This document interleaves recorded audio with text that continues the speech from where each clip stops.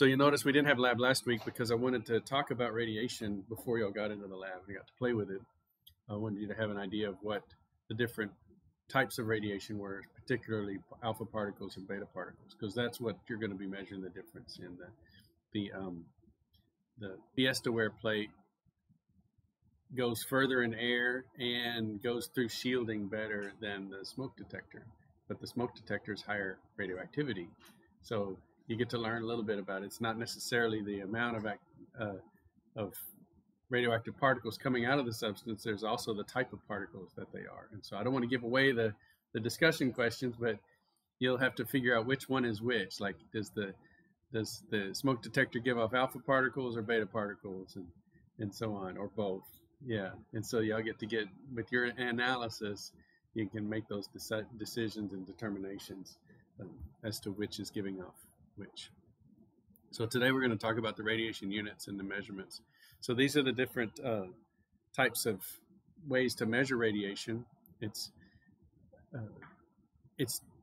typically we're interested in ionizing radiation, and we'll talk about this later. I'll show you the numbers, but when we talk about ionizing radiation, we're talking about radiation that can ionize water, because we're mostly water in our bodies. So that's what we're worried about in terms of the danger of radiation. If it ionizes water, then it can create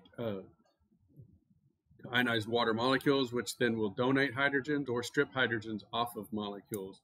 We've created a high energy reactive species in our body, and then that can cause reactions that our body doesn't expect. Now, our body is able to deal with those. We'll get into the health effects next time. But the toxin is the dose in a way. How much damage has your body taken, and can it react to all of that? Yeah. So this is how a Geiger counter measures this. If we have ionizing radiation and the radiation comes into this environment, it can create a little pulse of energy. So we have this, when the beta or alpha particle comes in through this really thin plastic, either plastic mylar or mica. Mica is a little harder than mylar, but I want to draw. There it goes. So this little window, it says mica or mylar.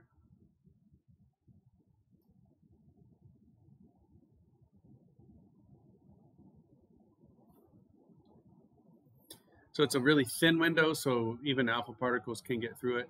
And then they have typically an argon gas. And the reason they have to have some kind of gas in there, I mean, they don't have to, but it's best if there's a gas in there so that there's something to ionize.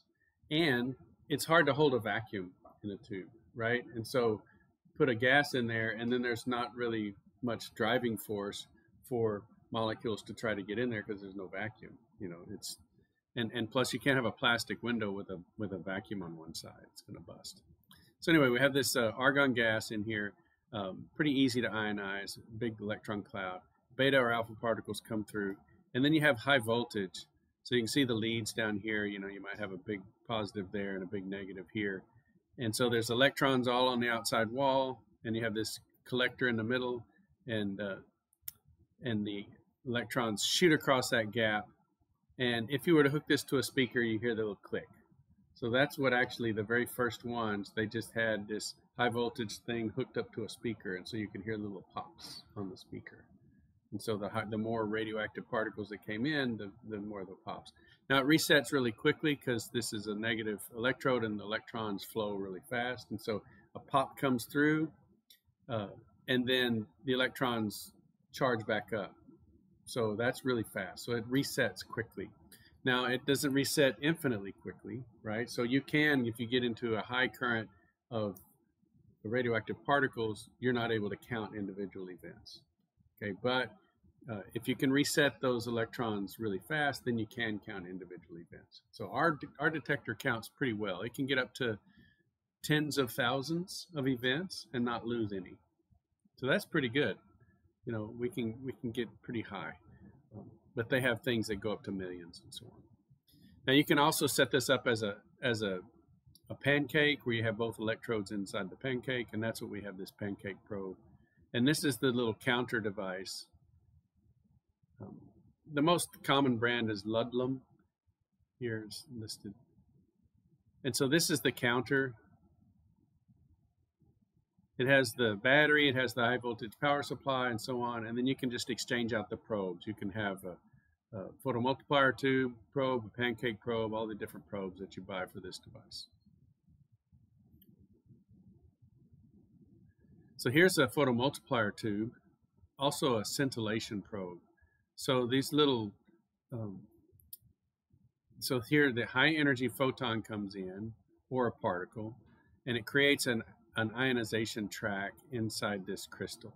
And so these are some common crystals that are used. So this crystal is made up of cesium iodide or sodium iodide, and it's those iodine ions that are just balls of electrons. So when the photon comes in, or the alpha particle or the beta particle comes in, it hits all of those iodine atoms and causes maybe a visible or even UV flash.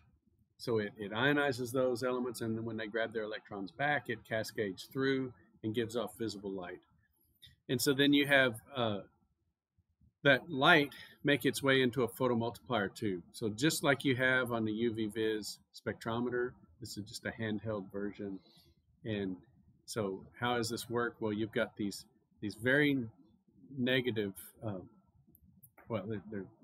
this is the photocathode. So this is charged up, lots of electrons. And those electrons are ready to blast off of that surface. And so this is positive down here. I'll say very positive down here. And this is slightly positive.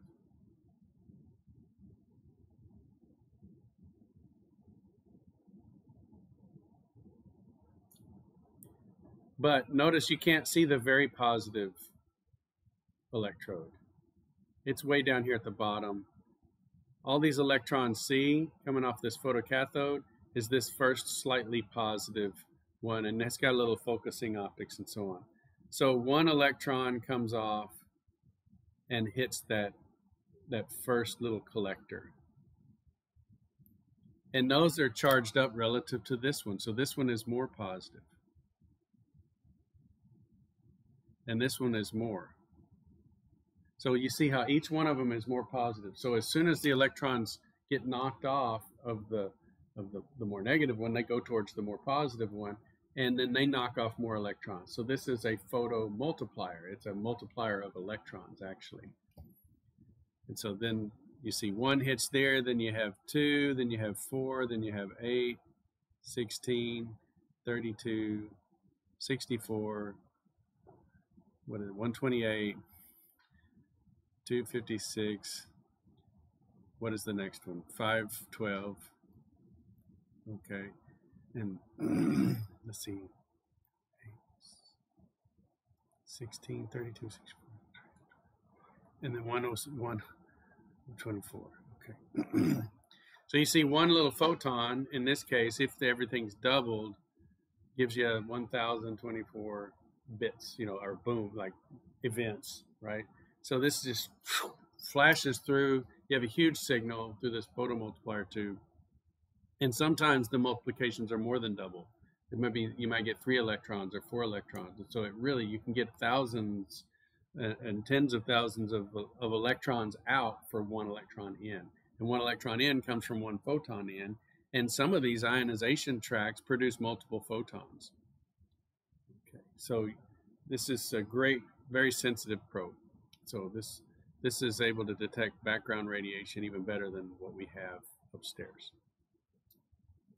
Also nice is there's a vacuum in here, but this is a vacuum with a solid, a heavy duty window. But this is a hard crystal, so there's no plastic window that can be busted. There's no mica window that can be busted. So these are really robust tubes. Okay. They even have some things like this aimed at the highways and aimed at shipping containers and so on. So when they're bringing stuff in, these are radiation detectors that are aimed, very sensitive, aimed at certain objects. Also looking at trying to discriminate what kind of energy is coming out of those objects. Is this gamma ray energy? It really is, detecting something nuclear in that case. So let's talk about the units that come out of these devices. So there's a bunch of different, this is probably one of the more confusing things about radiochemistry, is all the different kinds of units. Okay. So we have, if we're trying to count disintegrations per second, I mean, we would, this is in the material, so disintegrations of individual nuclei.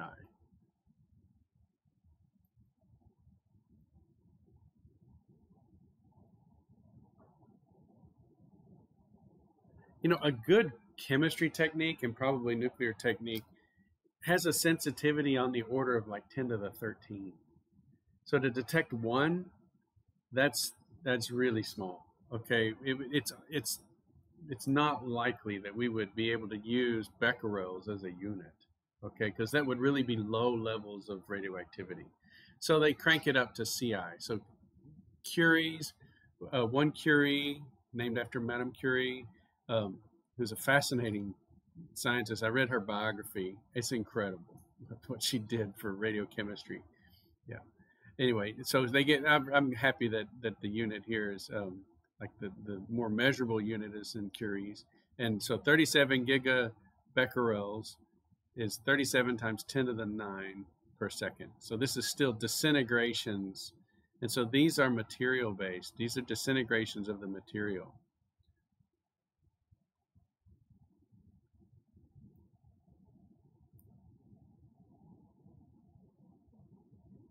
Right, the radioactive material that's actually disintegrating. Okay.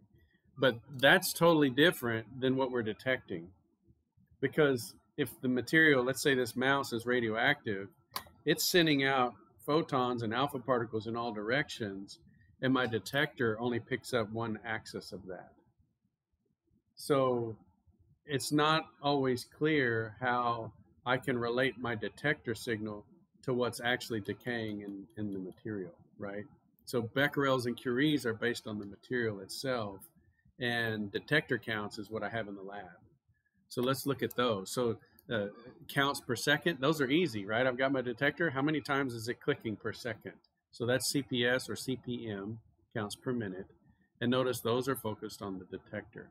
Now, if I measure the geometry correct, like a mouse would be a really hard substance, but like if I had a little point source and I could measure how close my detector was and how big the window of my detector was, I could get what's called a solid angle, of a cone of detection. So a solid angle is a cone. How much of a cone am I detecting? And so it's 360 degrees or 2 pi radians times another pi. You sweep it around, and so it's like 2 pi squared would be the whole sphere. And so some portion of that is being detected by my detector. So if I have my radioactive source there, and I know my detector is detecting a certain solid angle, and I measure how many counts per second, then I can integrate that solid angle over the whole three-dimensional, surface around that deal, and then I could get to becquerels or curies. So that's how we get to curies, is we take hopefully a point source and a solid angle of detection, and then we integrate over all of the sphere, and we say, okay, if this signal is uniform all the way around the sphere, then the substance itself is disintegrating at so many disintegrations per second in curies or in becquerels. Okay. So those little sources that I had upstairs in the little red box, if you look on those, they're the sources. So they're labeled with how many disintegrations they're giving off per second. So many microcuries are given by those sources. Okay. And your detector counts would depend on how close you are to those sources. Okay, then we get to exposure. So this is exposure of us, or anything that we're trying to irradiate. Like if we're irradiating spices or something like that to purify them, which we do on a regular basis. So your spices are harvested and chopped up and dried, and then if you were to try to boil them or sterilize them in some way. I mean, the pasteurizing process basically is boiling. So if you boil milk, it's pasteurized, and that kills the bacteria, so it can be stored for weeks, a few weeks, okay, in your fridge, and that's how they come up with the date, the effectiveness of that pasteurization. But how are you going to pasteurize your spices? If you try to boil your spices and then dry them, you've extracted all the spice, and it's just not going to work. And so what we do is we have a really radioactive source like cobalt-60, and I mean, it's super strong so that it doesn't take a long time. And we package all the spices, dry them, package them, put them in bottles, push them into this lead-lined building, close the doors, multiple doors, and then hit the button, and this radioactive source comes up in the middle of the spice cabinet and irradiates the crap out of all those spices. So if there's any bacteria or viruses or anything in there, anything living is dead. Yeah. And so we just extend the shelf life of those dried spices. It's very cool. So we need to know the exposure of those spices based upon where they are relative to the source. And so we put so many microcoulombs per kilogram, you know, into those spices or into us. And so Röntgen is the name of the scientist who discovered X-rays, and so he's honored by being the dose that we would get. And so this would be in terms of microcoulombs per kilogram. And so this big C looks like the speed of light, but it's not. It's microcoulombs, a coulomb of charge. So that's 1 Röntgen per kilogram of substance. Now it could be any substance, and so then we determine, well, what would be the kind of radiation that we would get in terms of reacting with our body. Because if it's gamma rays, that might go at us, but it's going to go through us, and we're not going to really see an effect unless it accidentally hits one of our nuclei and causes them to get activated. So gamma rays typically go right through us. Alpha particles typically stop at our skin. Beta particles go into our bodies. And so we would need to sort of look at the absorption profile of us to determine how much was absorbed by our bodies. And so that's what the REM stands for, the Röntgen equivalent man dose. So this is what, down here, I'm skipping down to this deal here, REM, not the band, okay, which is one of my favorite bands, by the way. And so this is the absorbed dose equivalent, okay.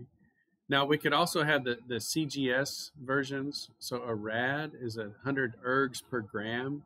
So that's energy. So notice let's go back up to Röntgen. This is charge. So millicoulombs or microcoulombs. So that's one way radiation can harm us. It can create charges in the material. So beta particles could create charges.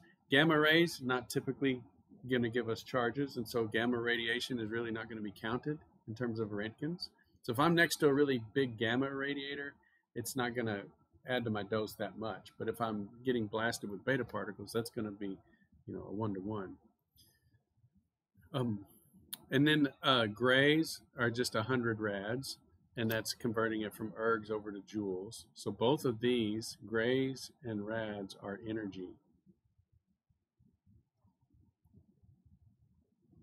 So it's the energy absorbed per gram or kilogram of material. And then if we know what that energy is, we can multiply it by this dose multiplier, okay, and get to REM. So that's where REM comes from. I said gamma rays don't give you much charge. I mean, they do have a multiplier of 1 right there with beta radiation, but they are less effective in terms of your body. But this looks like it might be just a safety factor. Same with X-rays. Okay. X-rays are more likely to ionize water than gamma rays. But then the beta radiation is the biggie. So these have a multiplier of 1, and these are for whole body biological effect. And these would be for, in most cases, ingestion. Okay. Well, certainly for alpha radiation, this would be for ingestion.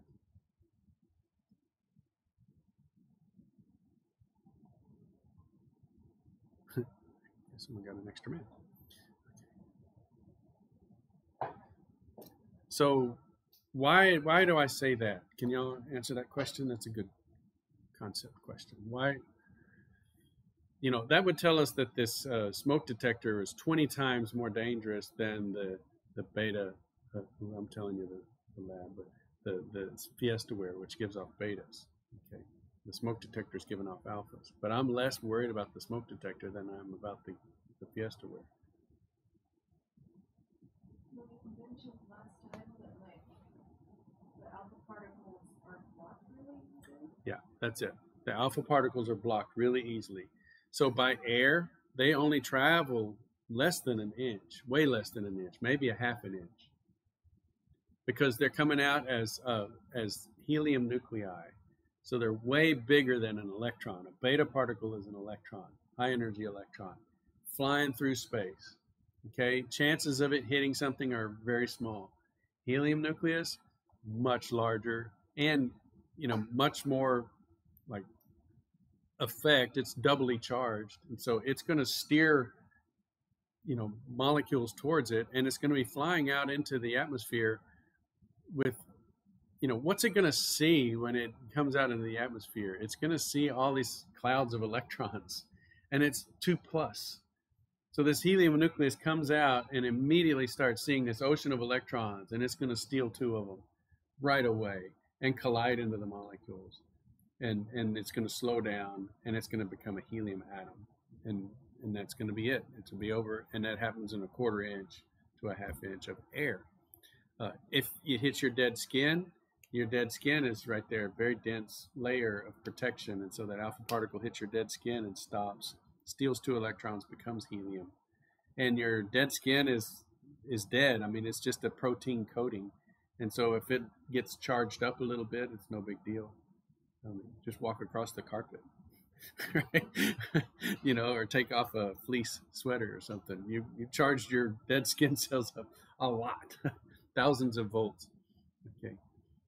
Y'all don't really experience that much down in Huntsville, but you go up to the Panhandle or Colorado where it's dry, and I mean, we had a Suburban with cloth seats. It hurt. You get off the cloth seats and you touch the door to close it, and pow!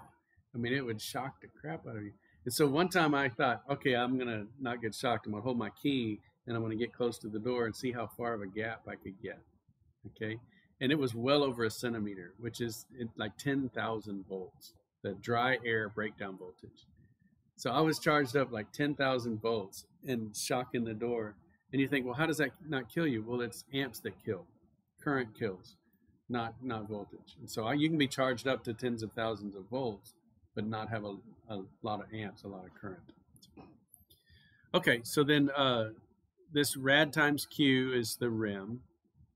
And then they have this new one, sieverts, which is just 100 rem. I don't like sieverts because I never can remember it, so I always just work in rem. But there you go, you got the table there. Now for our GM2, our Geiger-Müller tube, this is the calibrated dose conversion. So it was calibrated to read 1 millirem per hour for 1,000 counts per minute of cesium-137. Okay, if we have an element that we're detecting that is slightly more radioactive or slightly less, then our millirem per hour would be off a little bit. Not going to be off dramatically, but it'll be off a little bit. But anyway, this is typically you got to figure out how to calibrate your tube so that it can read a dose and not just an activity. So 1,000 counts per minute is detector counts, but what is that? How does that translate into dose for us? Okay, and so whatever distance that detector is detecting, if it were detecting at that distance 1,000 CPM of cesium-137 events, then at that distance would be 1 millirem per hour. So a lot of times we measure contact with the tube, like we get right up to the Fiestaware plate, and we're measuring, I don't know, a few hundred counts per minute. Okay, then we could convert that over to millirem per hour using this. And so let's just do that. Let's say we had a 500 CPM at contact with our detector. So then we would just be 1,000 CPM is 1 millirem per hour. Okay. So that's 1/2. So we'd be at 0.5 millirem per hour. You know, and if we had that Fiestaware like in our pocket somehow, in contact with our skin, then we could add up how many hours it was in contact with our skin, and we could get our dose. So if we had it against our skin for 2 hours, if this was the activity that we measured, we had it with our skin for 2 hours, we would have 1 millirem of a dose. You see how it is? You just unit conversions. It's not difficult. But understanding all the different units that you have, CPM and millirem per hour and all of that, just look at the units and that'll tell you how to calculate your doses. So you'll have to do that for the lab. It's like you're going to calculate how long you could have this Fiestaware plate against your skin, and you know, could you go over 500 millirem in a year or in a month or what? You know, when would you go over these administrative limits? So let's look at the kinetics of radioactive decay. This is nice, as we learned in Gen Chem, if you did cover this, first order processes obey these conditions, and spontaneous, this is important, spontaneous nuclear transmutations are first order. Stimulated or not, like if we start hitting nuclei in a nuclear reactor with neutrons, then we can make things decay. But in like a natural situation where you've got a radioactive element, it follows the first order process. And so A-T and A0 represent the activity in whatever units you're interested in. It could be counts per second, it could be millirem per hour. So whatever units you have for A, you see the e to the x is unitless. So whatever units you have in A0 is the units you have in AT. So it could be any one of those. And then this is the rate constant here, and the rate constant is related to the half-life in an inverse manner. Okay, so I typically use the half-life equation. So this would be instead of K, it would be natural log of 2 over T1/2. So where does this, let's look at as an example, carbon-14 dating, because it's a common use of radionuclides. And so where does the carbon-14 come from? Well, there's a large amount of nitrogen in the atmosphere. It's 80% nitrogen. Okay, so when you're close to the Earth down here at the, what are we in, the troposphere, and then you get to the stratosphere, and you get to the ionosphere, maybe there's a mesosphere in there somewhere. So those are the 4 layers of our atmosphere. Down here at the surface level, it's nitrogen, dinitrogen, it's N2, okay? But as it gets up above the ozone layer, there's a lot of UV light. And what happens when that UV light hits it, especially the vacuum UV, is it breaks that triple bond. And so then up above that in the ionosphere, you have nitrogen atoms running around. And they're lighter, they have higher velocity, so they get higher in the atmosphere. They don't escape Earth's gravity, but they get pretty far up there. And then the cosmic rays hit those. Where do the cosmic rays come from? These are nuclei and gamma rays and so on that are going extremely fast. They're blasting out of the sun. Remember, the sun is a fusion explosion. It's a fusion reactor, and it's spitting out incredibly high energy particles all the time. And so this nitrogen atom is up there, and a cosmic ray hits it and activates the nucleus. So nitrogen-14 is not typically radioactive, but if it gets hit with a cosmic ray, it can create an unstable nucleus. It excites that nucleus, and that nucleus can spit out a positron. So if it spits out a positron, it's not spitting out a proton. It's just spitting out sort of the positive part of that proton. And so that proton turns into a neutron. So we don't change the number of particles in the nucleus. We just turn a proton into a neutron. So what happens if we go from nitrogen and we lose a proton? It's now a neutron. It goes to carbon. Nitrogen is typically 14, so now we have carbon-14. So that's where the carbon-14 comes from. It's not a lot of it because it has to happen way up in the upper atmosphere. So how does it get down to us? Well, guess what? We have a lot of oxygen in the atmosphere, and it's going to react with oxygen and make CO2. And then plants respire, they take in the CO2, and they fix the carbon. So that's what carbon fixation is. So the plants breathe in the CO2, they incorporate the carbon into their plant structure, and they spit out the oxygen, which we use for respiration. So that's the little cycle that produces carbon-14. Now the nice thing is that the CO2, the carbon-14, CO2 in the atmosphere is in equilibrium with the plants because they're constantly respiring as long as they're alive. When they die, they're no longer respiring. And so they have a fixed amount of carbon-14 in their bodies or structures. When they die, it just starts the decay clock. And so that's how we know the carbon-14, time frame. And then we eat plants, and so plants are alive. We eat them. We eat animals that eat them. And so we're in equilibrium with this whole system too. So we have carbon-14 in our bodies from the plants and from the animals who ate the plants. And so everything's in equilibrium while it's alive. And then when it dies, then the clock starts on this carbon-14 decay series. It's fascinating, yeah.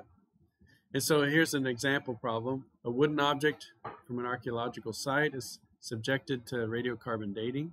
This happens great for campfires, ancient peoples. You're digging around, you find a settlement, which you think is a settlement. You see dark soil. You think, hey, that might be soot from a campfire. Or maybe this was an area where they had fires. So you scrape up some of that carbon, subject it to radiocarbon dating, and it came out to be from carbon-14 11.6 disintegrations per second. And then the activity of a carbon sample of equal mass of fresh wood is 15.2 disintegrations per second. And the half-life of carbon-14 is 5,715 years. So look, we have all of the values except for this T. What's the estimated age of the archaeological sample? So you can rearrange, and it's, this is the K that we get, and then T is 2,233 years. And so that's actually a really good window of time. But what are we assuming here? There is an assumption in this.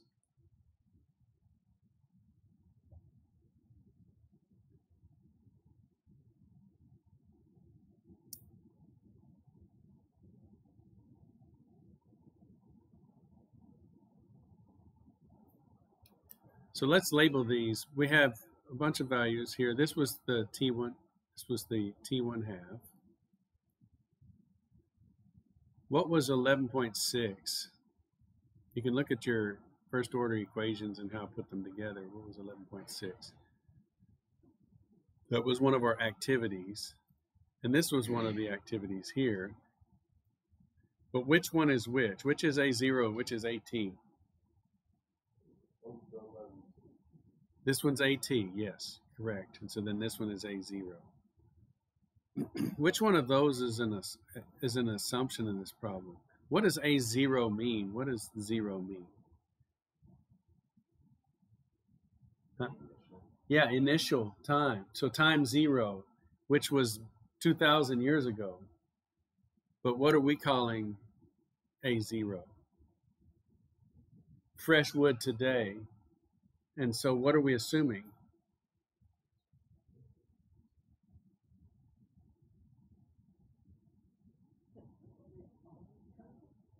No? Yeah, that A0, this equilibrium of carbon-14 with the environment and fresh wood today is the same as it was 2,000 years ago.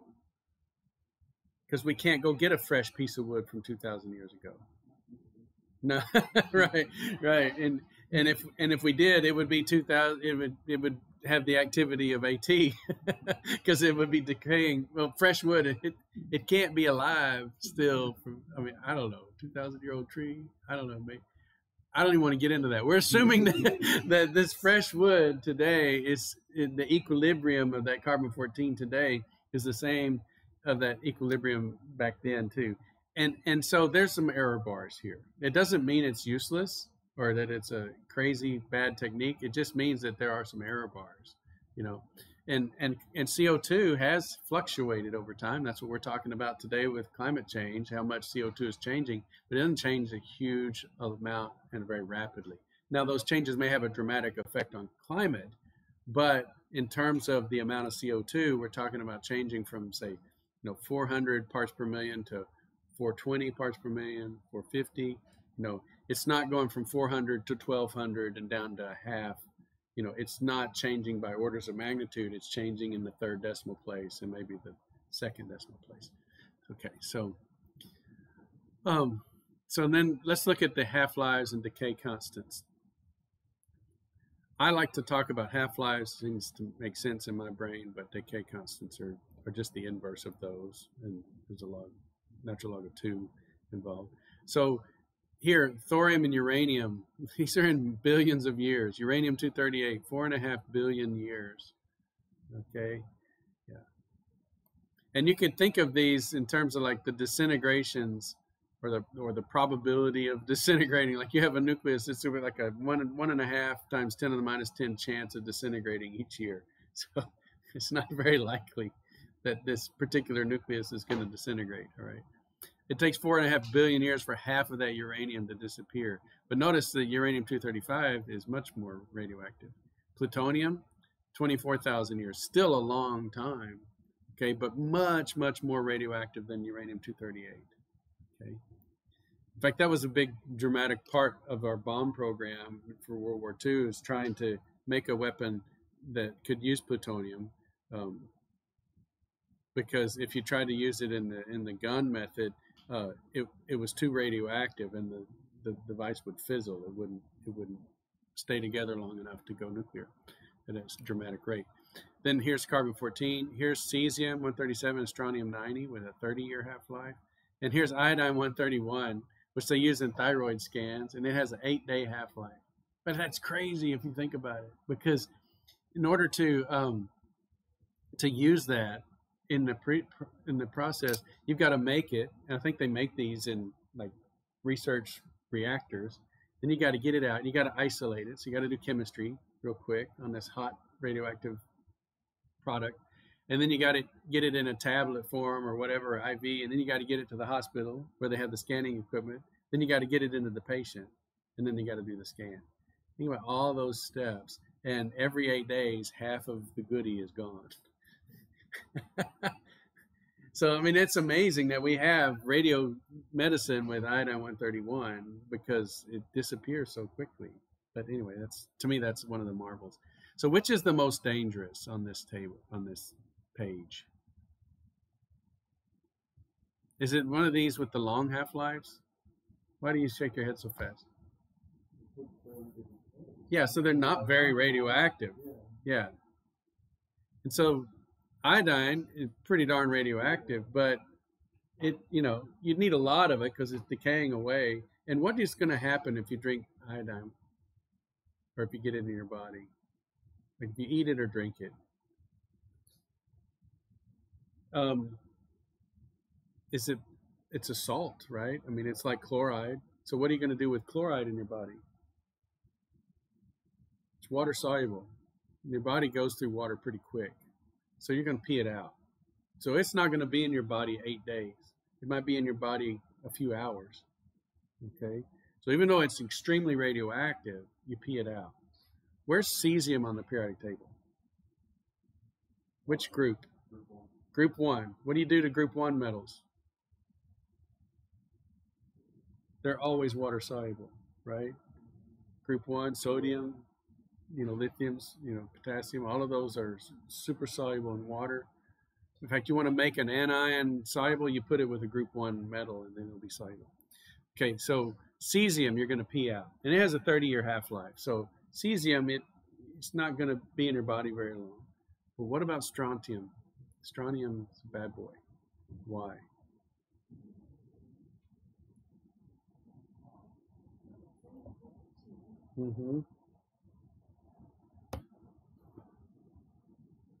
It's way more radioactive than plutonium or uranium, and it's in group 2. That's the thing that causes problems.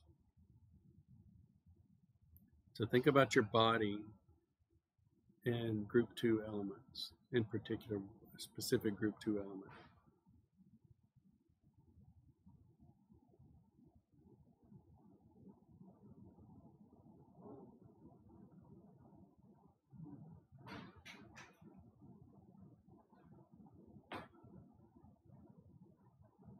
And my previous thing about iodine and cesium, if you pee it out, it's not that toxic to you. It's not. Yeah, yeah, calcium, your bones in your teeth. Yeah, bone cancer. Yeah, and just the fact that it gets in your bones and teeth, and then it radiates your body.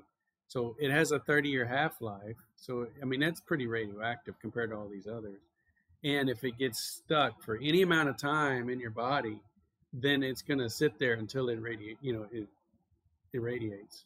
Okay, so your danger to the dose is heightened with strontium. So strontium's a really bad player because of it being absorbed by the body. It's going to follow milk too, so it's going to go into lactation, whether it be cows or moms.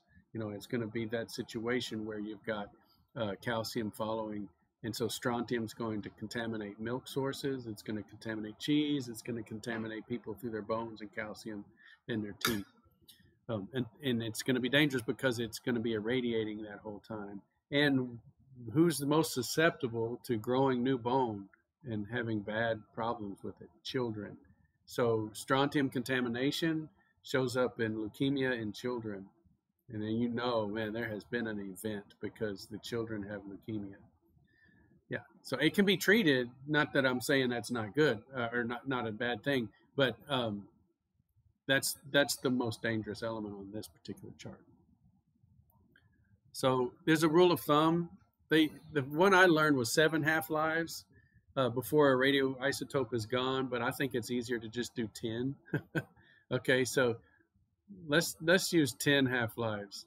So if we use 10 half-lives and plutonium has a 24,000-year half-life, then if you have contaminated soil with plutonium, which we have in Nevada, we did some tests to see.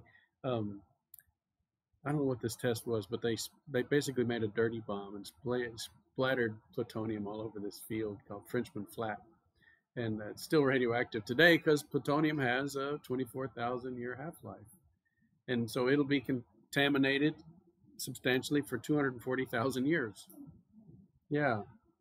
And for strontium 90, 300 years. So that's what we would call an area denial event. So if you had a dirty bomb with strontium, it would deny our use of that area for 30 years or 300 years if you didn't treat it. Now, again, we know that the group 2 elements are typically precipitate with sulfate. And so we could blast the place with sulfates, like sodium sulfate, and then that would sequester the calcium or sequester the strontium and keep it from going into our bodies and keep it from going into our milk and cheese and stuff. And then if we could wash it, so maybe we wash the whole area.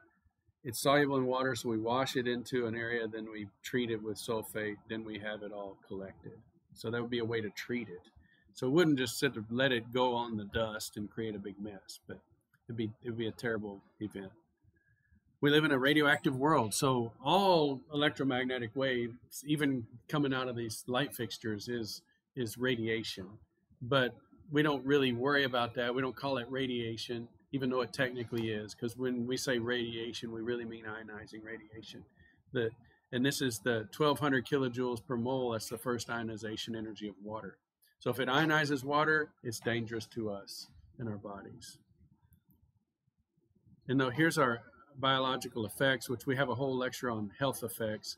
But notice we're talking about millirem per hour in our meter that we're detecting, and we have this threshold that below 25 rem, not millirem, below 25 rem, we have no detectable clinical effects. So our body can handle a decent amount of radiation. And the other way to say that is our detectors are really sensitive. So we can find radiation without any danger to ourselves pretty easily. So here's how we keep ourselves safe. Employees at nuclear facilities and power plants are removed from their duties when their exposure is 0.5 rem or 500 millirem. And at my plant where I work, Pantex operated at a lower limit at 0.1 rem or 100 millirem per year. So if I was ever in with the nuclear weapons and my dose meter got hit, radioactivity, and it registered, say, 105 millirem, then I would not be allowed to go into a radioactive area the rest of the year, even though the clinical effect is 25,000 millirem, and they were stopping me at 100 millirem, just because this is what's called as low as reasonably achievable. So can they operate the plant's functions with that administrative limit? If the answer is yes, then use it. It keeps people safe, right? If they can't, maybe they need to up it a little bit to 500. And so some facilities have 500 millirem per year. Pantex had 100 millirem per year. At Fukushima, at the power plant, they operated men at, I think it was 500, and women at 250, because they might be pregnant and not know it. And so they would just have a lower dose for women because of the possibility of them bearing children. So we'll talk more about the health effects next time.